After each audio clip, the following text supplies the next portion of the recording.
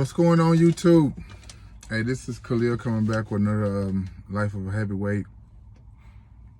Just wanted to touch bases with you all for just a moment and making sure you all are being safe and being of service still. I'm not going to touch base on that too much again, but I will say this. If you haven't already purchased or found or pulled out some masks that you already have, please do so. I had a few of these masks here already.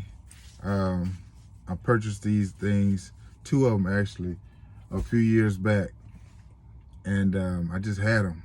I just like to, you gotta have certain things just in case, you know. And I had these masks and a bunch of filters, and it just so happens that with everything going on, I had to pull them out. I gave one for myself and one to my wife, in which many of you may or may not know.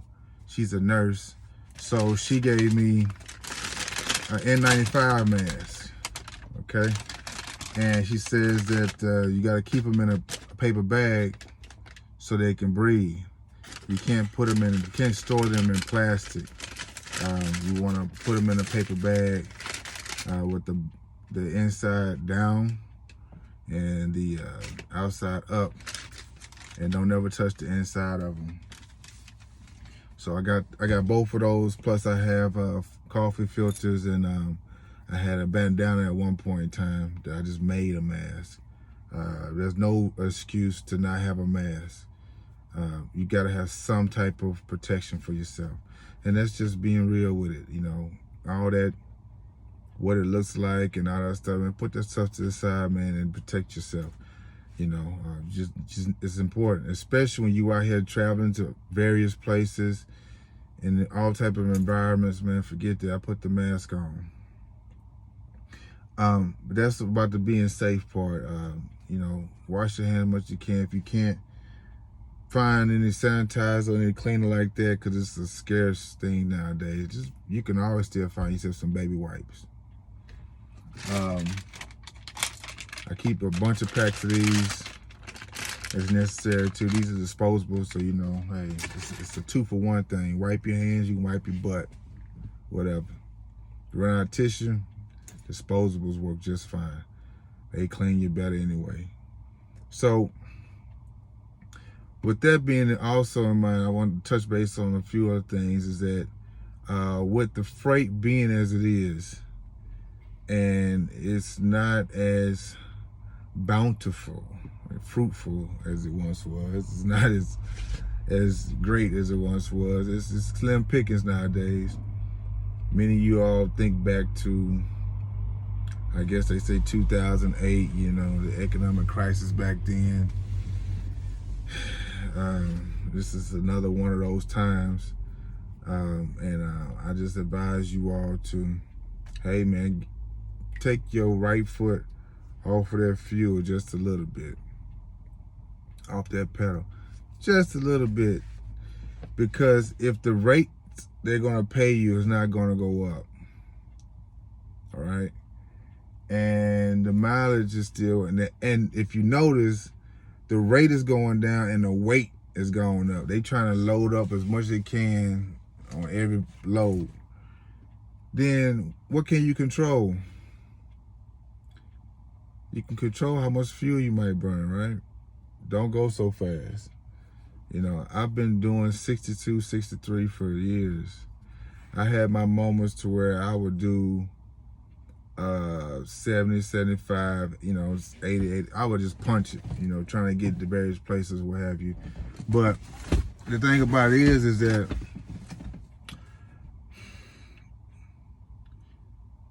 I burned a lot of fuel, man. I wasted probably another tank of gas or something, I feel, you know, doing stuff like that. So I don't do it. I did it a few times, man. I don't do it. I really don't like to do it. I cruise it out.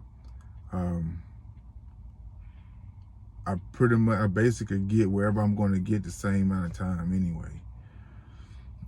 Only difference is I've had those moments to whereas I might have left the house late one day, you know, on a Monday or something like that.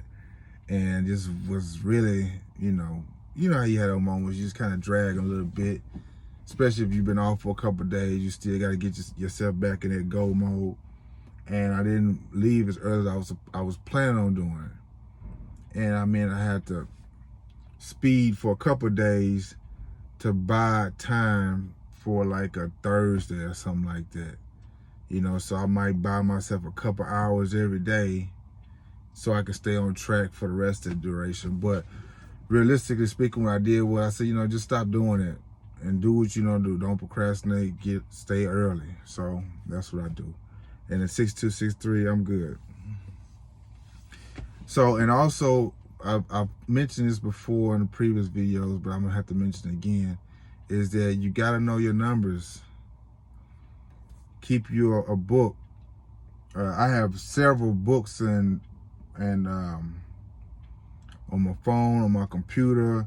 I got various books all over the place, and I'm always notating stuff, and I may have decide to pull out a different book and revise it. The last book I got right now is March the 8th. So it's time for me to do an update. But what I did was I have stuff like this. I'm gonna show you here. So in my planner book, I got my, you know, all my trips and stuff that I do as far as I keep track of how much fuel I consume per week, so on and so forth. But what I did was this. This is both April. Okay, this is my business expense. This is my personal expense. See, one is a little bit longer than the other one. I'm not trying to get too much in the weeds of the details, but just to give you an idea, right? Okay, so this is what I actually printed out, and that's based on my expenses. And what that does is I break down what does it really cost for me to run every day. I've been doing this for years. I continue to do it. I continue to make adjustments. I trim fat here and there, you know, wherever I can. And it's because of that over the years, I've taken my salary down, because I'm like, I don't need this much, you know. I'm gonna put more into the business because I'm trying to do something here. I'm trying to expand some things. As many of you know, I've got my authority, I got this truck, and I got this trailer, and I'm trying to get this stuff paid off so I can grab another one, truck and trailer, and put somebody in it. So I'm working on that. So I trimmed the fat, and so from last year and the year before, I mean, every year I've pretty much taken my salary down, and eventually I'm gonna get myself to the point of I'm gonna stay at a constant salary, but I want my business to expand and be profitable, or not necessarily profitable. I want it to be very lucrative, liquid. I want that to be extremely liquid, and I want to have a lot of liquidity in it, and not just slim pickings. But I want to be fat like Fat Albert. You see what I'm saying? So, but you gotta know your numbers, man. And the thing about it is you want to break it down to even the smallest detail. One of the things I have on my list is 99 cents. That's not a bill I have, 99 cents a month. And I put that on my list because it's important. You may say, some people may say 99 cents is nothing. No, 99 cents is still a detail that you need to, for one, for taxes. And for two, I need to keep track of it, because what if I decide, you know, I don't really need this expense anymore. And you may have things that's automatically coming out your account that you forgot about. And if you revisit it, you might be like, wait a minute, I didn't need that anymore. I thought I got rid of it years ago. And that might be some money you find, you know. So, hey, man, I say, man, whatever you can find some money, find that money. I'm in negotiation with on a contract right now that might be able to bring some more money on the table. You dig? So, you got to get that money. And it's all about, they have a rate that they want to charge me for something that's cheaper than I'm currently being charged for. Okay. Even if it's just, I think it's like 1.4% difference. I take that. So I'll be paying 1.4% less. I'm okay with that.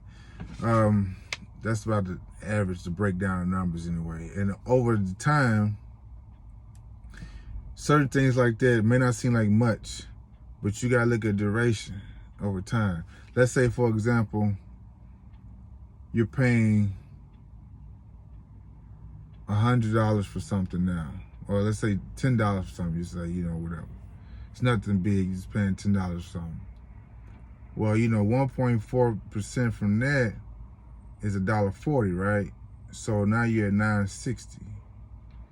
Well, that $1.40 over a year's span, you see what I'm saying?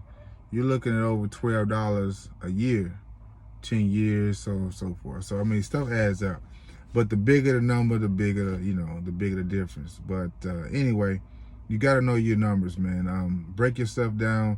Break your stuff down to your business expense, your personal expense, and you got to know what those two numbers are together, because you're paying yourself, right? So when those two numbers come together, what's your base amount that you need to make per day? So every run I make, I have to be above my base. Now there were times where I was double, triple my base number every day, and it was great. But I try to stay well above it every day, because on those days where I'm not working, that base number is still there. So for example, if your base, I like to use round numbers, make it simple for people. So if your base number is $500, right? So what sense does it make for you to take a load paying $400? And that's the only load you do that day. You're not hitting your base, unless the load after that is $600. So now you're averaging your base, right? But realistically speaking, you need to be above that base every day. You don't want to break even. You want to be above it. So if your base is 5, you really want to say you don't want to be less than 6 a day.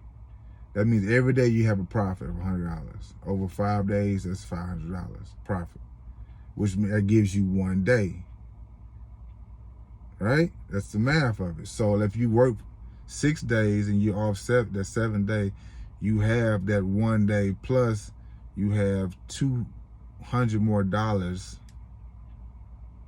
round up for the next time. So anyway, man, know your numbers, man. Try to be as lean as possible and keep yourself as profitable as possible, because I mean, who knows how long this is gonna last. People and politicians can't get themselves together to understand that it's not about them, it's about us. It's not about the rich, the poor and middle class keep this country running. The upper 1%, they just sit back and call the shots. So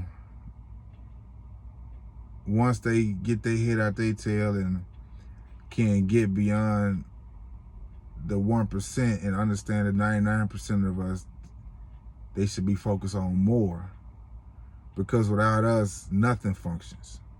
Everything stops. But without the middle and lower class, everything stops. Every company ceases to exist, because we're doing the work, but we're not being the focal point. They focusing on those who got all the money. Welcome to capitalism.